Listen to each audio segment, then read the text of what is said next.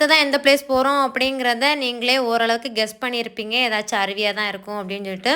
Next நாங்கள் எங்கே போகிறோம் அப்படின்னா குண்டாறு டேம் தான் போகிறோம். கேரளா சுற்றி போனதுனால மலைப்பகுதியை சுற்றி சுற்றி போகிற மாதிரி தான் இருந்துச்சு. பிளேஸ் எல்லாம் பார்க்குறதுக்கு செம்மையாக இருந்துச்சு நண்பர்கள். ஆனால் அங்கே போயிட்டு ஃபுல்லாகவே மறக்க முடியாத நினைவுகளை தான் கொண்டு வந்தோம். என்ன தெரியுமா, போனதுமே வண்டி தொழில மாட்டிக்கிச்சு. ஜாலியாக போயிட்டு இருந்த டூரில் இந்த ஒரு பிரச்சனை வந்தோடனே எல்லாருமே அப்படியே மூட் ஆஃப் ஆகிட்டோம். அப்புறமா அந்த பிரச்சனை கிளியர் ஆனோடனே சரி குளிக்க போகலான்னு சொல்லிட்டு அருவியை பார்த்து நடக்க ஆரம்பிச்சிட்டோம். அப்படியே பார்க்கிங் ஏரியா தாண்டி நடந்து வர்றப்ப இந்த ஒரு ஸ்பாட்டை பார்க்கலாம். இது வந்து போட்டிங் போகக்கூடிய இடம். சரியா நண்பர்களே, இனிதான் ட்விஸ்டே இருக்குது. என்னென்னா இன்னும் 3 கிலோமீட்டர்ஸ் அருவிக்கு போகிறதுக்கு நடக்கணும். நாங்களும் நடக்கிறோம் நடந்து டயர்டாகி கால் வலி எடுத்து இந்த மாதிரி பார்க்குறதெல்லாம் வாங்கி பிறகு சாப்பிட்டுட்டு வந்தது தான் நண்பர்களே மிச்சம்.